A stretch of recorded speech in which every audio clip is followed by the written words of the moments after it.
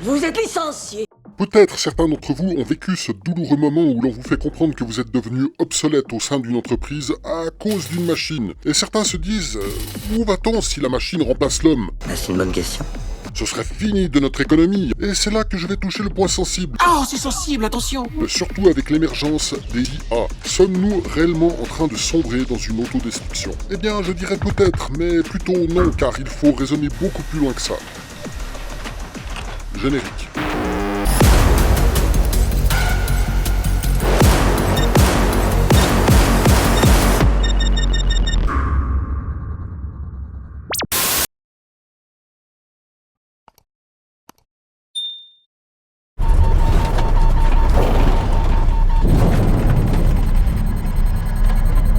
Tes commandes ne répondront pas ici. On est en train de traverser le bulk de l'espace au-delà de nos 3 dimensions.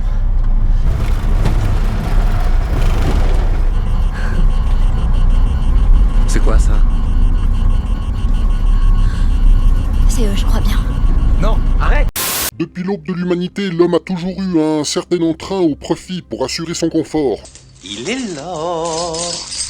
En gros, c'est dépenser peu en produisant beaucoup pour gagner beaucoup en vendant plus cher. L'or de se réveiller.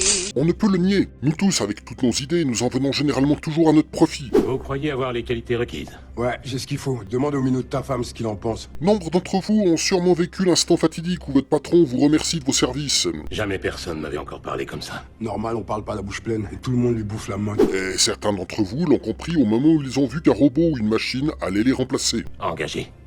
Chiotte. Sur l'instant, vous clamez une énorme injustice en affirmant à votre patron avec doigté et délicatesse que c'est trop injuste. De cette petite logique, À quoi servent ces grosses choses rondes? vous vous dites que vous vivez une révolution horrible où l'homme va être remplacé par un outil moderne et automatisé.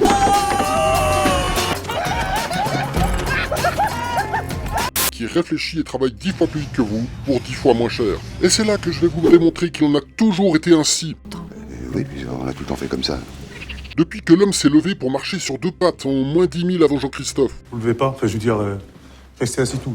En effet, à l'époque où l'homme vivait encore dans une grotte dégueu avec un peignoir en cuir rigide et douteux, sa subsistance consistait principalement sur la chasse et la cueillette. La cueillette, c'est extrêmement exigeant. Il faut trouver le fruit le moins recouvert de merde d'oiseaux et le mettre dans le panier. Imaginez que vous vivez à cette époque et que personne ne connaisse encore l'agriculture.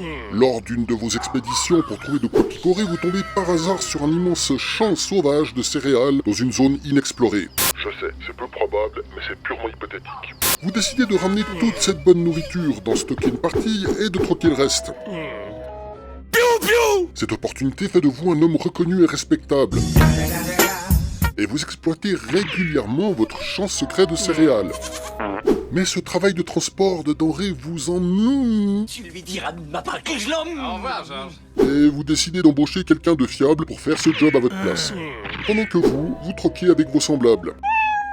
Cet homme de confiance, vous devez le rémunérer pour son travail. C'est embêtant pour vous, car vous savez que le fait de le payer en céréales Donne-moi ton fric. réduit justement votre stock de céréales, mais vous permet de prendre plus de temps pour troquer. Mais un jour, vous faites une découverte qui va changer radicalement le monde. Vous remarquez que lorsque la météo est pourrie et qu'il a beaucoup plu, et que vos réserves de céréales ont été en contact avec l'humidité, celles-ci germent et donnent de nouvelles pousses. Vous alignez vos 2 neurones d'homme des cavernes et vous comprenez enfin que c'est l'eau qui fait pousser votre chicha sauvage. À quoi vont tous ces déplacements pour aller chercher des céréales à l'état sauvage alors que vous pouvez l'exploiter devant votre grotte? Vous venez de créer l'agriculture et surtout l'irrigation.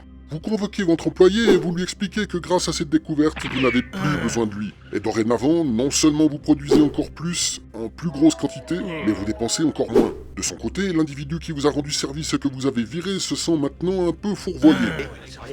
Jusque-là, vous reconnaissez un schéma typique que certains d'entre vous ont pu vivre, sauf que cet individu n'est pas parti les mains vides. Non seulement il a pu mettre un peu de côté pour les temps difficiles, normal, mais en passant, il a acquis la découverte de son ancien patron. Et il se dit que si son ancien patron peut produire des céréales, lui aussi peut les produire.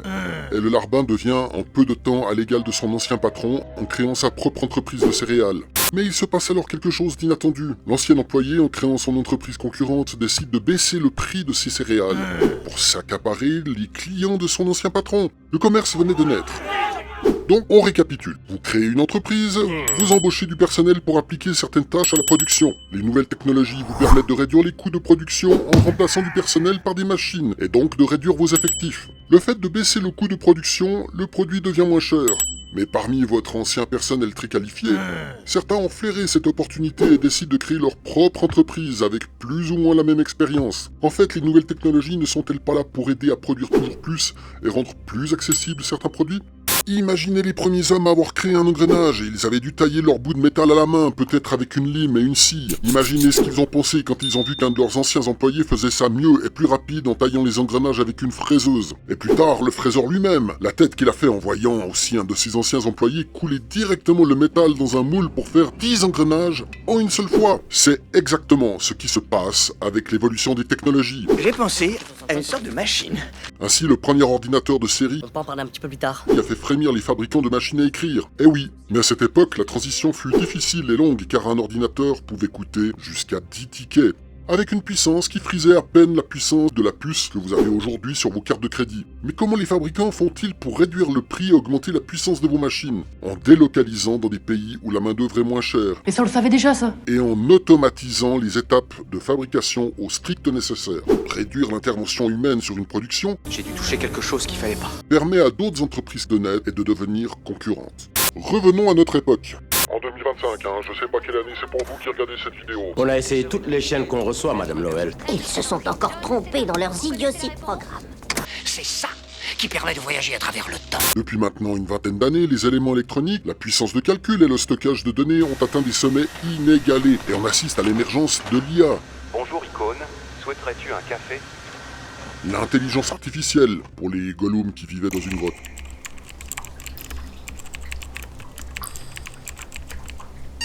Et cette IA commence à prendre de l'ampleur dans notre environnement de vie. À chaque instant, on la sollicite à notre insu ou à notre plein gré. Des simples feux rouges qui régissent notre circulation aux Mais on cherche avocat de Boston sur le net. publicités ciblées. Putain, t'as vu la top de ce black? On peut comprendre que certains sont scandalisés de savoir qu'une machine prend des décisions à la place des hommes. Écrasé, fumet. Mais prenons l'exemple du feu rouge. Que pensez-vous des policiers qui géraient la circulation dans les carrefours au milieu du XXe siècle, si on compare aujourd'hui aux feux rouges qui les ont remplacés? Pour eux aussi, les feux rouges ont été une catastrophe. C'est aussi une machine qui remplace l'homme. Mais qu'est-ce qu'ont pensé les éleveurs de chevaux quand les automobiles ont été construites à bas coût et en série? Maintenant, tu montes sur mon dos et on dégage d'ici. Ok? Qu'est-ce qu'ont pensé les aiguilleurs de chemin de fer, des aiguillages pilotés à distance? Qu'ont pensé les soudeurs professionnels quand les bras robots les ont remplacés dans les usines automobiles? Et les ouvriers de chantier qui creusaient à la pelle, qu'ont-ils pensé des premières excavatrices? Une simple couturière n'a-t-elle pas eu peur quand elle a vu les premières machines à coudre se multiplier? Il y en a encore beaucoup comme ça ? Il faut savoir qu'avec l'évolution des technologies, on crée de nouveaux outils pour des métiers qui n'existent pas encore. J'ai vu récemment aux États-Unis un homme qui louait sa voiture autonome, donc un robot, comme un taxi durant la journée. Et devinez le lieu de travail de cet homme? Son salon. Cet homme n'était là que pour vérifier les données que lui transmettait sa voiture lorsqu'elle prenait en charge des clients. Elle partait seule le matin et revenait le soir se parquer devant chez lui. Pour ma part, je considère donc les IA, les robots, les futurs androïdes et toute autre machine autonome comme des outils évolués dans les mains de l'homme, qui ne demandent qu'un investissement de base à leurs propriétaires et de l'électricité pour les entretenir. T'as 50 000 volts entre les mains, petit. Pourrait-on dire que le robot n'est que le futur prolongement de l'homme? Prenez un instant pour imaginer votre métier et son évolution probable avec les IA et faites-en part dans les commentaires. Il faut toujours se dire que l'homme n'est pas supprimé de certaines tâches, il est juste mis à un autre poste. Un simple machiniste qui manipulait avec ses mains, ses outils et ses machines se retrouve tôt ou tard souvent derrière un écran pour accomplir presque les mêmes tâches. C'est pour ça qu'il est très important de savoir s'adapter à l'évolution, car l'évolution ne vous attendra pas. À l'évolution, t'adapter tu dois. T'attendre la technologie ne fera pas, non! Vous me direz que certains métiers ont presque disparu car devenus obsolètes avec le temps. C'est aussi une évolution des métiers qui veut ça. Par exemple, une secrétaire réceptionniste, l'évolution de son métier fera qu'elle ne répondra bientôt plus du tout au téléphone, de plus en plus remplacée par une IA à qui vous parlez directement. Certains métiers ciblent le milieu du luxe pour survivre. Ainsi, un simple horloger de nos jours ne peut plus vivre en créant des montres à bas prix comme il y a 100 ans. Mais dans le domaine des montres de luxe, son métier survit malgré tout. Mais il doit se spécialiser pour être compétitif, et ainsi créer des nouveautés qui rendent son statut inégalable sur le marché. Il faut donc vous rendre à l'évidence, vous devez évoluer durant votre vie professionnelle et vous ouvrir pleinement aux nouveautés de votre secteur et vous familiariser avec les nouvelles technologies. Et les robots ne sont pas là pour vous remplacer, mais pour être un prolongement de vous-même. Je vous remercie d'avoir regardé cette vidéo, n'oubliez pas de partager, d'appuyer sur la main avec le doigt en l'air, et puis mon Tipeee aussi, dont je remercie le dernier contributeur ici. Ciao! Ils ont fait une pause pour démouler, regarde. Non, j'ai pas trop envie là. 2 hommes, peut-être 3, un gosse, ou alors une femme de petite taille. Qu'est-ce que tu fais? Tu sais même pas d'où ça vient. Oh, je sais d'où ça vient. Il faut pas y toucher. Ça se trouve un écureuil s'est amusé à pisser dessus, ou pire encore. Elle est encore tiède, presque chaude à l'intérieur. Je dirais qu'ils avaient mangé des noisettes, et peut-être bien des pommes. Qu'est-ce que tu fais?